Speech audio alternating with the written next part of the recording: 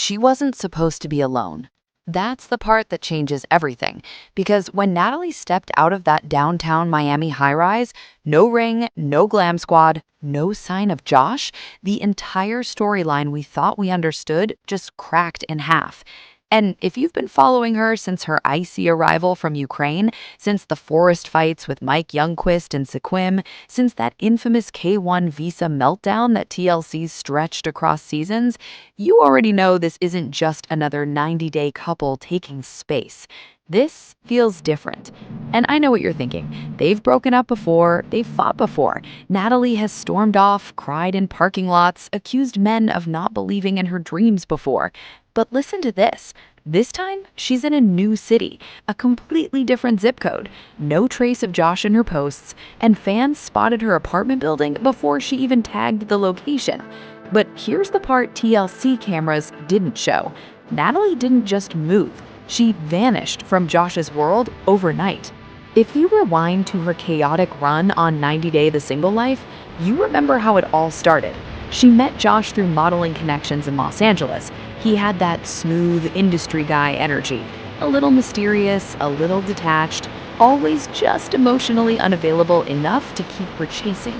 And Natalie, she was desperate for stability, not just love, not just romance, stability.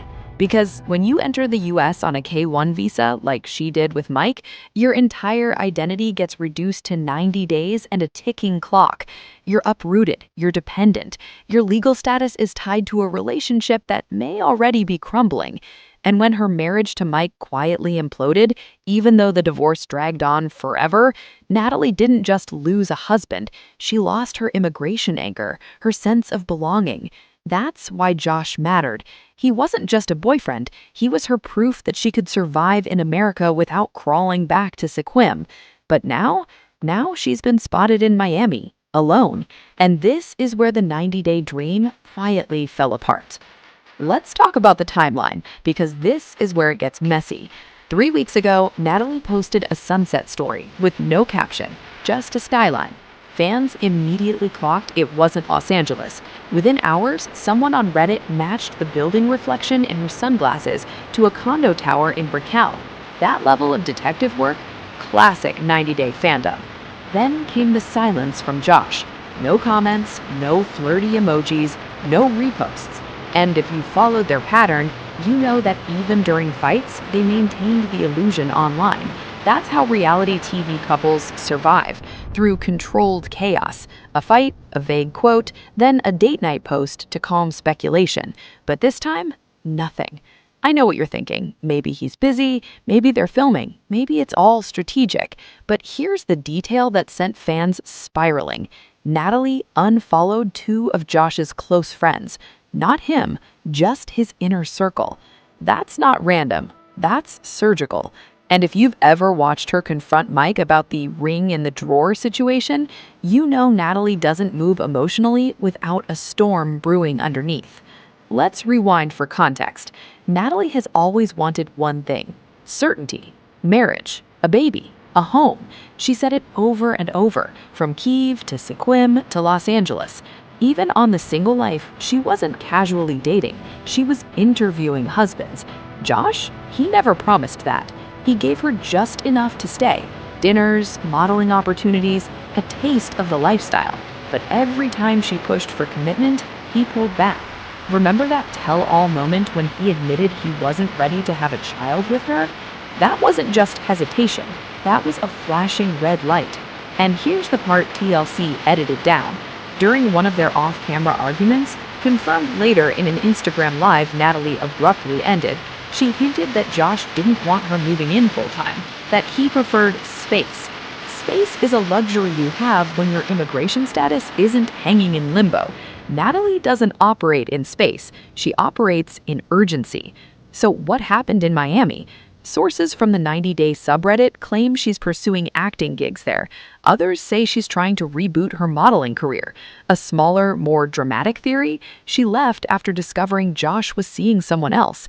There's no confirmed cheating scandal, but there was that one tagged photo, a blonde woman at one of Josh's events. Same weekend, Natalie went quiet.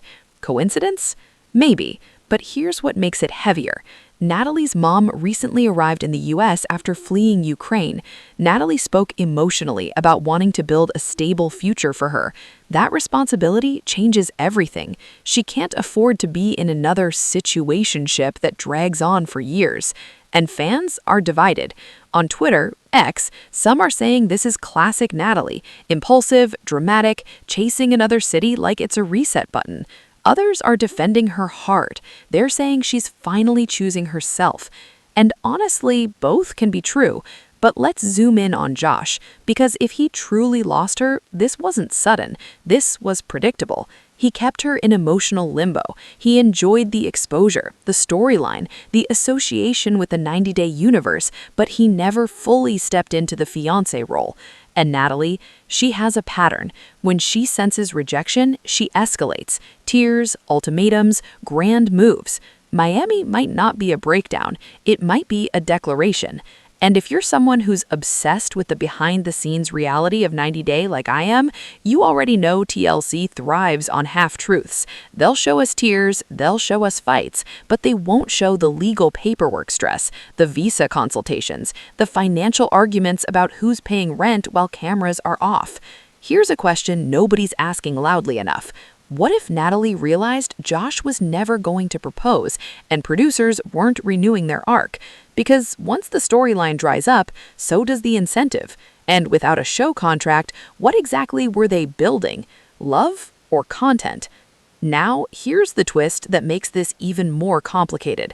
Natalie didn't unfollow Josh. He didn't unfollow her, which means either they're playing it smart or this isn't over. And if it's not over, then why the move? Was it an ultimatum? Was it strategic distance? Or was it survival? Remember how she once told Mike, "I am not woman who waits forever." That wasn't just a line. That was a warning. This is where fans are split down the middle. Team Natalie says she outgrew him, that she deserves someone who's ready for marriage and kids, not red carpet appearances and half commitments. Team Josh says she pushed too hard, too fast, turning every dinner into a wedding negotiation. But here's what most people miss. The K-1 visa experience doesn't just expire when the marriage does. It leaves psychological scars, the fear of instability, the pressure to make it work because going home feels like failure. Natalie fought so hard to stay in America after Mike, filing adjustments, navigating separation, living in limbo. Josh represented validation. If he didn't choose her permanently, what did that say about all the sacrifices she made? That's heavy. And this is where the 90-day dream starts to feel like a psychological trap. You move across the world for love. You marry in 90 days. You expose your worst fights on national television. Then, when it ends, you're expected to just reinvent yourself in a new city with cameras watching. Miami could be reinvention, or it could be escape, because there's another rumor floating around, and this one hasn't hit mainstream blogs yet. A casting insider hinted that Natalie might be in talks for a different reality project, something outside the 90-day universe. If that's true, the Josh chapter might have had an expiration date long before fans realized it. But here's what keeps this from being a simple career move.